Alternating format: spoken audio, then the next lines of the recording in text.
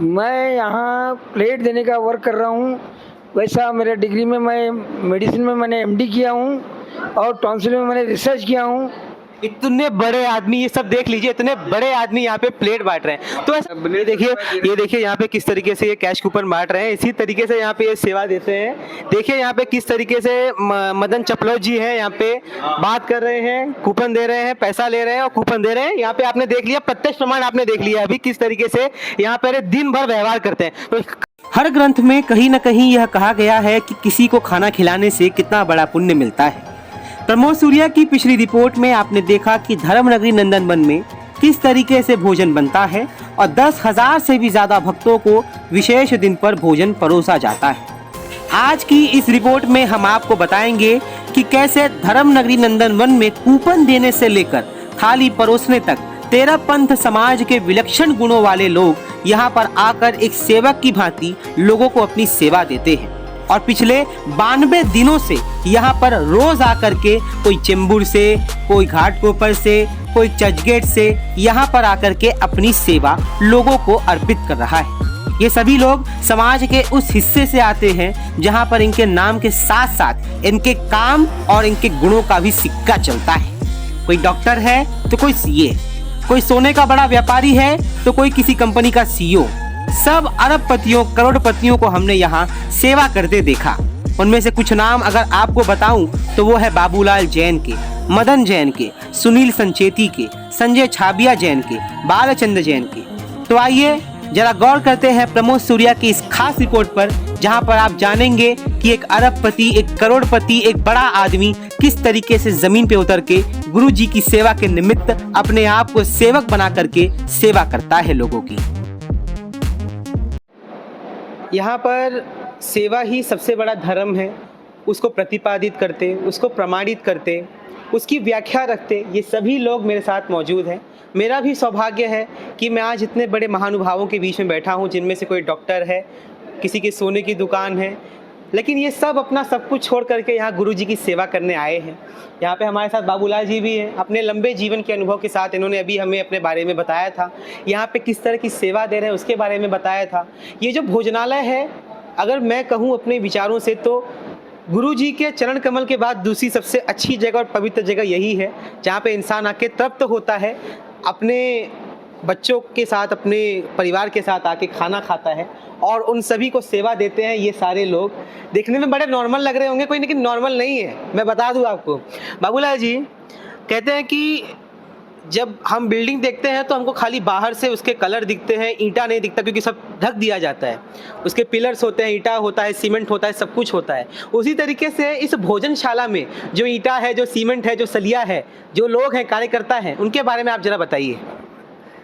ऐसा है, भोजनशाला का संयोजक भले ही हूँ, मेरे यहाँ जो कार्यकर्ता काम करता है वो सब संयोजक है, क्योंकि वो अपना समय का डिवोट करते हैं, समय देते हैं और निस्वार्थ भाव से सेवा देते हैं। मैं ये कहता हूँ कि कल मुझे रविवार का दिन है, उस दिन 200 कार्यकर्ता की ज़रूरत है। 200 कार्यकर्ता अपने नाम ऐसे लिखाते हैं जैसे कोई प्रसाद मिल रहा हो। इस प्रकार वो अपना डेली की कमाई छोड़ के यहाँ सेवा देने को आ जाते हैं। वो जो कार्यकर्ता हैं वो जो असली सेवा देते हैं, हमारे काउंटर पे सेवा देते हैं, प्लेट पे सेवा देते हैं, जो पुरस्कारी करते हैं, वो असली कार्यकर्ता जो सेवा दे रहे हैं। मैं उनकी प्रशंसा के लिए मेरे पास वर्ड्स नहीं है, वो जो सेवा दे रहे हैं। दूसरी बात, जो भोजनशाला में हमारे जिसका हमने सिलेक्शन किया कैटरिंग का, उनका भी जो जिस प्रकार क्वालिटी के बारे में हमें जो संतुष्टि देते हैं, हम उससे भी सेटिस्फाई हैं, लोगों की प्रतिक्रिया से सेटिस्फाई हैं और हर कार्यकर्ता से हम सेटिस्फाई हैं। हम चाहते हैं कि कल 200 हमारे अभी संवत्सरी महापर्व है, हमारे को करीब 8,000 से 10,000 आदमी का खाना करना है। उसके अंदर 250 वर्कर हमको लगेंगे। 250 वर्कर हमारे पास लिस्ट आ गई। ये इतनी तत्परता, इतने समय का डिवोट करना और समय देना सेवा के लिए, ये गुरु प्रसाद है, गुरु की महिमा है। इसीलिए ये सब काम इजीली हो रहा है। मौजूद हैं, कैश काउंटर के पास हम बैठे हैं। यहाँ पे हमारे साथ जो ये तीनों लोग आप हमारे साथ देख सकते हैं, ये कोई छोटे मोटे लोग नहीं हैं, इन सबका अपना एक व्यापार है, अपना एक बिजनेस है, जिसको छोड़ करके आज यहाँ पे गुरुजी की सेवा के लिए ये मौजूद हुए हैं। यहाँ पे हमारे साथ मौजूद है मदन चपलोत जी, हमारे साथ मौजूद है बालचंद्र मौलखा जी, और यहाँ पे हमारे साथ मौजूद है, आपका नाम आप खुद बता दीजिए। संजय खबिया। संजय खाबिया जी। तो सवेरे से लेकर के शाम को कितने बजे तक आपकी सेवा यहाँ पे रहती है? 7 बजे से 7 बजे तक।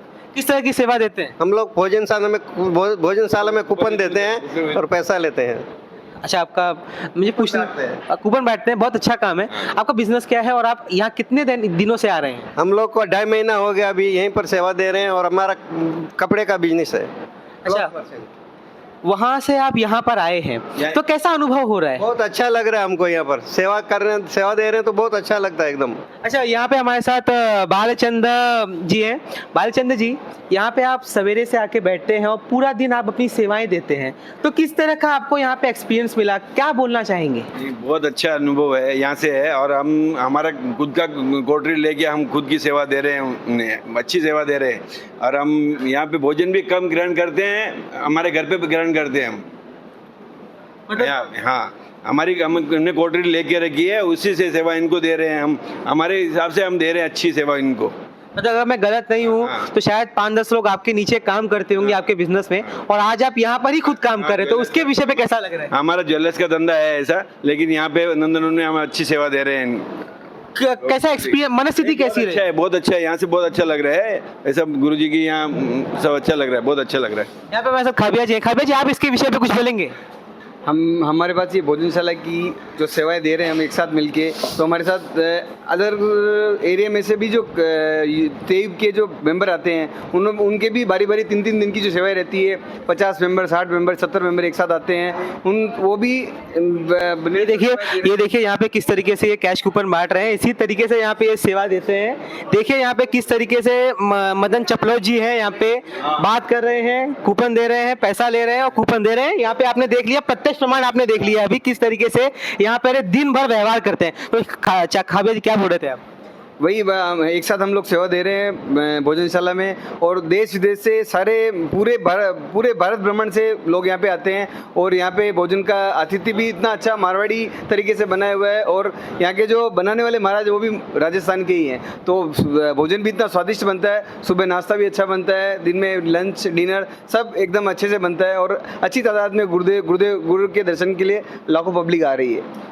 मैं एक पर्सनल बात यहाँ पे जो भी दर्शक मुझे देख रहे हैं उनको बोलना चाहता हूँ कि हम देखते हैं कि आदमी जब जो है 5 लाख रुपया कमा लेता है, 5 करोड़ रुपया कमा लेता है, 10 करोड़ रुपया कमा लेता है, तो उसकी औड़ियाँ जो है टेढ़ी हो जाती है, उसके बात में, उसके बोलने चालने में जो है बर्ताव बड़ा परिवर्तन आता है। लेकिन यहाँ पर इतने सारे लोग हैं, धनी हैं, श्रीमंत हैं, श्रीमान हैं, लेकिन फिर भी यहाँ पे एक सेवक की भांति बैठ करके सेवा दे रहे हैं। आपका नाम क्या है सर? डॉक्टर दिलीप सिंह मनोत। ये डॉक्टर दिलीप सिंह जी, आपका यहाँ पे क्या कार्य है? मैं यहाँ प्लेट देने का वर्क कर रहा हूँ। वैसा मेरे डिग्री में मैं मेडिसिन में मैंने एमडी किया हूँ, और टॉन्सिल में मैंने रिसर्च किया हूँ।